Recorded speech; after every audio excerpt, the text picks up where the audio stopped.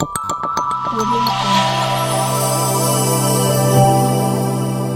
Jungle. வணக்கம். காலை முரசு செய்திகள். தேமுதிக தலைவர் கேப்டன் விஜயகாந்த் அவர்களின் 73வது பிறந்த நாளை முன்னிட்டு கடலூர் மாவட்டம் குள்ளஞ்சாவடி பேருந்து நிலையம் அருகே தேமுதிக தலைவர் கேப்டன் விஜயகாந்த் அவர்களின் 73வது பிறந்த நாளை முன்னிட்டு சுமார் 500 நபர்களுக்கு சிக்கன் பிரியாணி வழங்கப்பட்டது. முன்னதாக கேப்டன் விஜயகாந்த் அவர்களின் உருவப்படத்திற்கு மாலை அணிவித்து மரியாதை செலுத்தப்பட்டு பொதுமக்களுக்கு இனிப்புகள் வழங்கப்பட்டது.